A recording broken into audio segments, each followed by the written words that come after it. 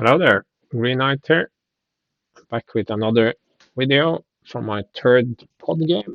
It's been a busy Armada week. I've been blogging, and there's a three-part series about the Corellian conflict that ended in a massive battle that I have tried to recreate in Vassal.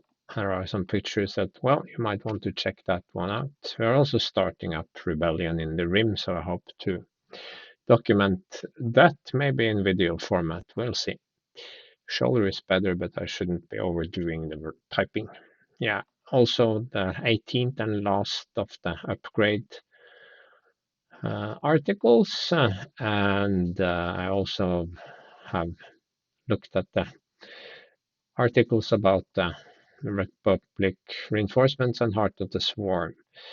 And of course, Pinicus has defeated JJ's Y-Wings with his 4 munificent list, winning the Clone Wars Vassal tournament. So you might want to head over to the blog and check this. And if you want to discuss anything, you can always reach me at my Discord server or on Discord PM.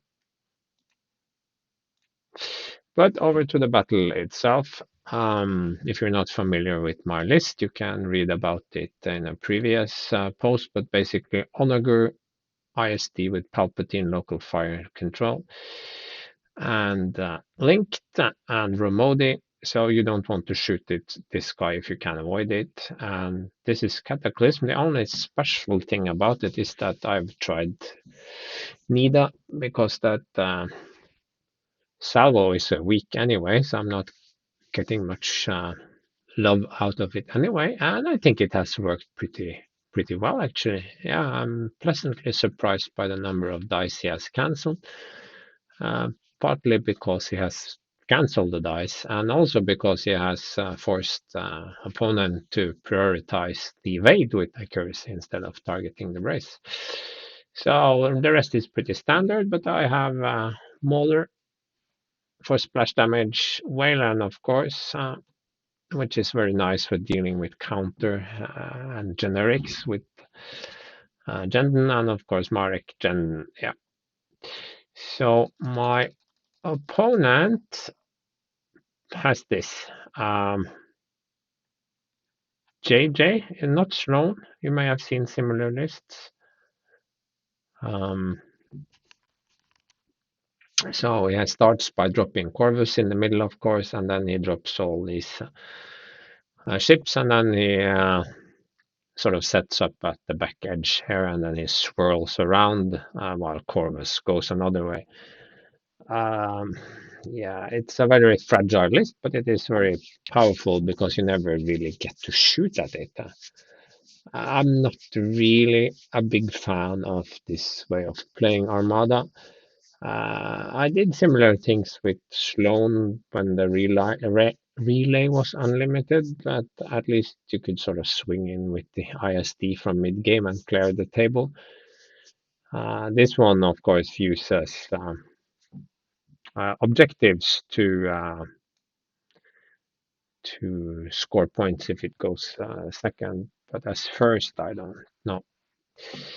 So we are basically at this stage. We are both in the Swiss. I mean, theoretically, if I lose 10-1 and the player with the third most points wins his game 10-1, then I could sort of be knocked out. That sounds very far-fetched.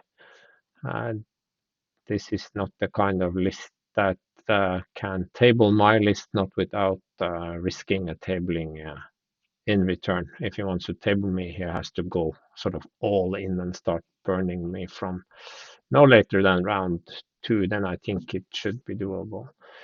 But then he risks exposing his ships. So I talked with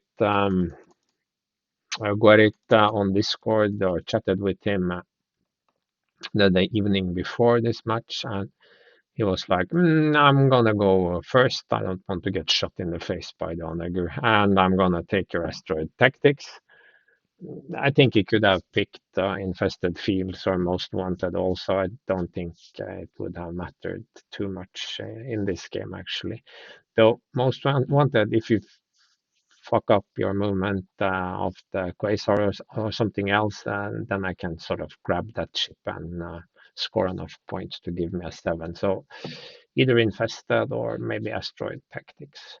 But anyway, I could have set up in one corner, castled here with obstacles, debris on one side, the ISD facing, swirling this way, and the onager sort of pointing into a trio of rocks here, and then sort of drop to speed 0 in the beginning and gone for a either a 6-5, no points scored, or maybe 7-4 if I caught something and got lucky. Or at worst, I would have lost 6-5 as he came in turn 5-6 and sort of snagged a couple of squadrons, or I was hunting. That was the likely outcome. So, because that sounded about as fun as watching paint dry, I decided before we even started playing that I would sort of just rush forward, see how that would work out for me. And this would, of course, take away one of the big advantages. The slugs hiding in between the rocks would make it very, very difficult for him to get at me, even with Major Rhymer and the rogues. Too easy for me to sort of stack up some squadron commands and jump on them, and then suddenly a couple of his squadrons get chewed on by those slugs. No fun at all. So I would be leaving behind the obstacles, so I wouldn't get much advantage. I figured that even if I botched this completely, I would lose 7-4, maybe 8-3, but it was better than just sitting around in the corner here. So that's why I set up the obstacles different from what you usually would. Normally, you would be more defensive minded and not so spread out. So yeah, just stepping forward here, and you can see the setup. Nothing special. I set up on as far forward and at speed 2, since I want to try to get some. I have to set up in the middle, otherwise I can't catch anything. So, and Corvus redeploys here. So that's the start of the turn. We can scroll down, and you can see it will be going this way. So we start by maneuvering a bit. I do an illegal maneuver. I managed 2 illegal maneuvers in this game, and he only 1. So, and here it's actually a crucial mistake. This was illegal, of course, because I don't play enough Armada. So I should have just navigated this fellow here, but now he is too far forward and going fast, so he'll end up as bait for the squadrons, and that would be okay if the rest of my list was in position, but it's not. The rest of my list is too far back. So by killing this, he nullifies the advantage that my pass token will give me, which will be important later. I don't think it ultimately would have changed the outcome that much, but it might have given me at least one red die shot at Quasar. The rest of the movement, it's incredibly boring. I would like to say I'm not sure I would have dared play such a list in real life. Vassal is so precise that you can never sort of miss out on your movements and your squadron positioning. That's kind of harder to do in real life. That said, it's pretty gutsy to take a fleet like this. I think because one little mistake and the whole thing can come tumbling down. So maybe it's okay for Vassal tourney when you play one-on-one game, but taking this to a major event, I think, would be very exhausting. gutsy but exhausting. Yeah, let's skip forward. Nothing much happens until this stage, and now he will on this last activation jump in and kill my poor. And because of Rhymer, the slugs don't protect it, and that's a good feature of Goerrit's list. And there it goes. He has to spend quite some effort to get to it, but yeah. So this is turn 3. I also think maybe I'm too clumped up here. I mean, the ISDs is on a good trajectory, but the Onager should probably be higher up. I slowed it to speed 1 and then sped it up again. I should maybe just have hard turned it here so that it would be more in this region, because now I'm too clumped up. But I guess I was scared of his squadrons or something. So turn 3 and start punishing his squadrons just a little bit. And then he comes in with Saber and has some good rolls, taking out Marek. There, 2 rolls. Very good. And his Mauler jumps in and gets tied up, and it's not fun.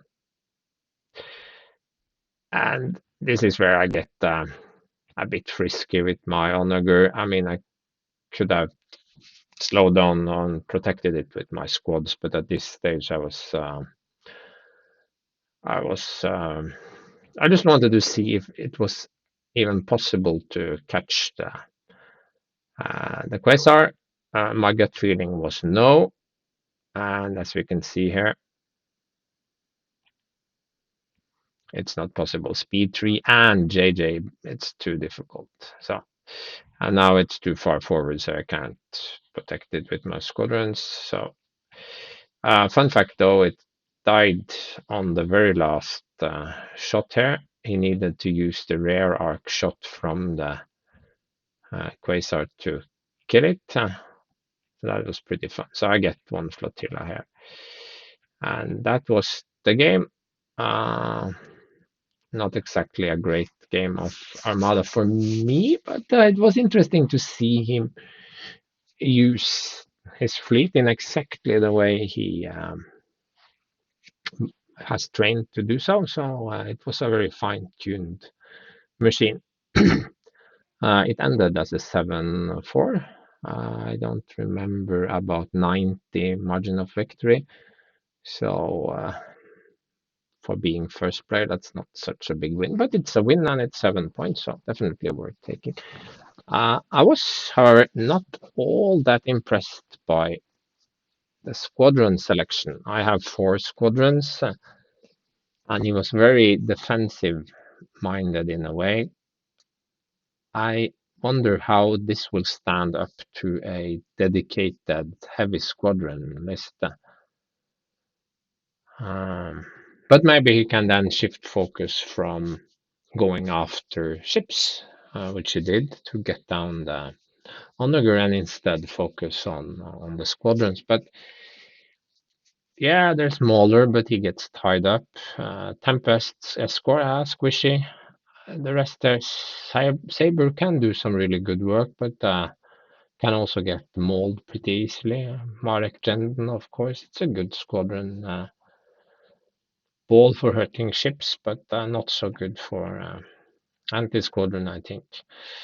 Which is probably why Callus Impetus is here. So against me, this was not so relevant. He was just using the activation game. So it would have been interesting to see him leverage Impetus and Callus against another list. But he's in the Swiss, so I can watch games from him later.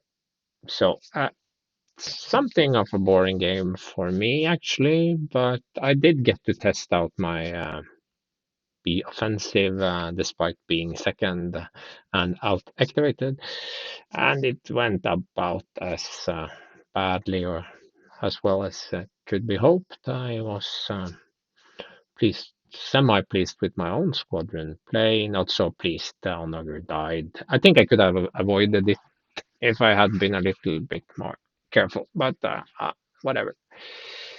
So best of luck to Goerrit in the Swiss. We cannot meet again in the Swiss actually, turns out. So we can only meet if one of us or both of us make it to the final cut, final four. Yeah, I'm not sure if I have the skills needed for that at the moment, but we'll see. Stranger things have happened. Okay.